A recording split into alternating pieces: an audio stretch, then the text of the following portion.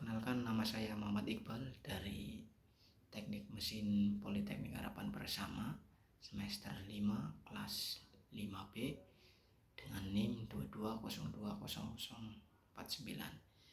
Ya, di sini saya akan menjawab pertanyaan UAS dari MK Etika Profesi. Ya, soal pertama yaitu apa saja yang saudara ketahui tentang etika profesi? Jelaskan secara mendalam. Ya, di sini saya akan menjawab. Etika profesi adalah kumpulan prinsip normal yang mengatur perilaku individu dalam lingkungan kerja.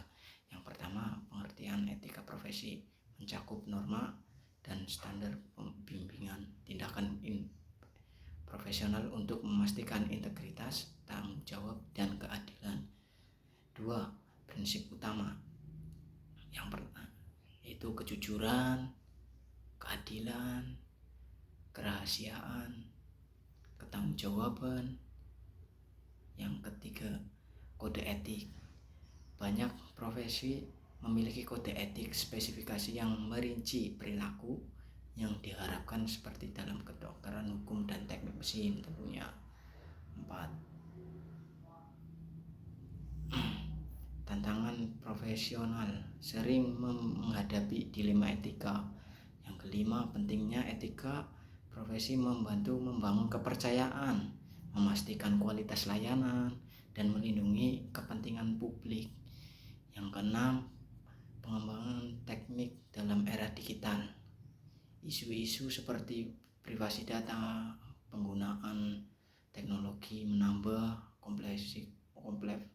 kompleksitas dan penerangan etika profesi. Yang kedua, saya akan menjawab pertanyaan yang kedua. Pertanyaannya yaitu, menurut saudara, apakah etika profesi sering diterapkan di dunia kerja atau usaha yang berhubung dengan teknik mesin? Jelaskan secara mendalam. Ya, saya akan menjawab. Tentu, berikut ini ringkasan lebih singkat mengenai pentingnya etika profesi dalam teknik mesin atau jurusan saya sendiri. Yang pertama, kepercayaan. Kepercayaan sangat amat dipegang teguh dalam lingkungan pekerjaan, yang dimana membangun reputasi yang baik dalam industri. Yang kedua, keselamatan. Melindungi pengguna dari risiko dan kecelakaan. Tentunya keselamatan tidak luput dari pentingnya terhadap diri kita sendiri, tertibnya kita terhadap K3, pentingnya K3. Jadi kita terhindar dari kecelakaan kerja, safety ya tentunya. Yang ketiga, tanggung jawab sosial, menjaga keberlanjutan dan dampak positif terhadap lingkungan.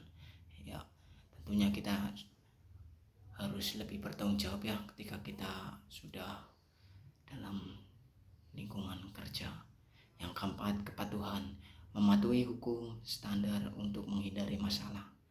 Yang kelima, kolaborasi, meningkatkan komunikasi dan kerjasama dalam tim. Keenam, transparansi, membangun kejelasan dalam komunikasi dan laporan teknis. Ya, ini sangat penting ya, kita harus jujur dalam transparansi, jujur laporan yang kita, tugas yang kita kerjakan harus dilaporkan dengan cara transparan. Jika ada kesalahan atau kekurangan apa, kita harus transparan, kita harus memberitahukan kepada atasan. Ya, selanjutnya saya akan menjawab pertanyaan ketiga, yaitu pertanyaannya saya bacakan. Apa yang saudara dapatkan dari perkuliahan etika profesi selama 1 semester? Jelaskan secara mendalam.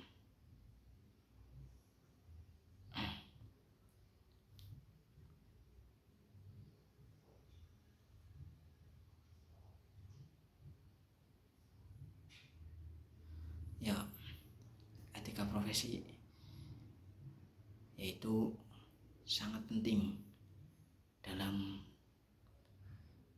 saya belajar di satu semester itu, saya sangat banyak ilmu untuk mengetahui semua etika profesi dalam dunia kerja, yaitu keterampilan berpikir kritis, mengembangkan kemampuan menganalisis dan mengevaluasi situasi kompleks, memperkuat keterampilan komunikasi melalui debat dan diskusi. Pak Stefani juga sering mengajarkan kita dalam metodenya untuk maju presentasi. Terus setelah presentasi selesai, materi selesai, ada sesi tanya jawab. Itu sangat penting untuk diskusi satu kelas, untuk saling lempar pertanyaan, saling menjawab, saling menambahkan jika ada yang kurang. Itu sangat penting karena bagi saya itu sangat-sangat profesional Pak Stefani untuk mengajar bagaimana kekurangan mahasiswa sekarang, yaitu public speaking. Yang kedua, persiapan karir. Di sini saya sangat menambah ilmu untuk memahami tentang etis yang akan saya hadapi di dunia kerja. Etika membangun kepercayaan diri dalam mengambil keputusan.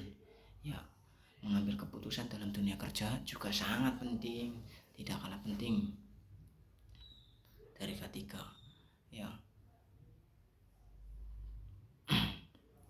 kita dapat berkomunikasi dengan baik karena kita sudah dilandasi dengan MK dari Pak Stefani, yaitu etika profesi, bertanggung jawab bagaimana memecahkan masalah di dalam diri sendiri, di dalam pekerjaan, bagaimana cara mengatasinya.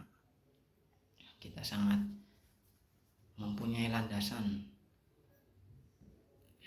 mempunyai ilmu untuk mengatasi hal-hal tersebut, yaitu etika profesi sangat penting, sangat penting. Selanjutnya saya akan menjawab pertanyaan yang keempat, yang dimana soalnya saya akan bacakan. Apabila saudara menjadi bos atau pemimpin sebuah perusahaan, hal-hal apa saja yang perlu diperhatikan yang ada kaitannya dengan etika profesi? Saya akan menjawab. Contoh yang baik dalam pengambilan keputusan, tentunya untuk kita kan sebagai pemimpin atau bos, kita harus bijak dalam mengambil keputusan yang baik, tidak ada berat sebelah keputusannya, menunjukkan integritas dan etika dalam setiap keputusan dan tindakan, beretika layaknya seorang pemimpin. Contohnya menunjukkan sifat leadership yang bagus, berjiwa merangkul walaupun mereka hanya karyawan saya, tidak pandang bulu terhadap sesama manusia.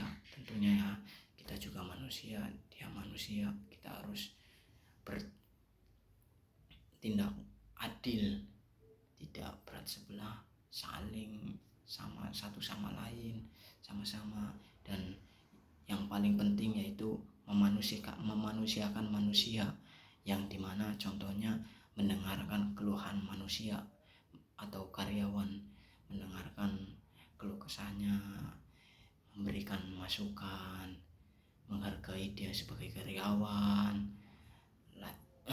memberikan upah yang pantas dalam kinerjanya dia juga, dan mendengarkan tentunya tidak kalah penting juga mengadakan rapat rutin evaluasi kinerja kerja agar bisa mengetahui kekurangan setiap sisi. Ini juga penting setiap minggu atau setiap 1 bulan sekali kita mengadakan rapat evaluasi kinerja kerja. Itu juga sangat penting karena dimana di dalamnya juga pasti ada masukan-masukan, ada keluh kesah dari karyawan-karyawan, dari manajer atau dari siapa. Itu juga penting bagi saya sebagai bos, juga sangat penting karena masukan-masukan dari mereka itu adalah kekurangan kekurangan dari saya, yang dimana itu akan saya lengkapi agar perusahaan bisa naik drastis atau perusahaan bisa mengembangkan dari masukan-masukan mereka. Ya, sekian dari tugas saya atau jawaban dari 4 soal tersebut. Bila ada kesalahannya mohon maaf, bila ada salah kata mohon maaf. Assalamualaikum warahmatullahi wabarakatuh.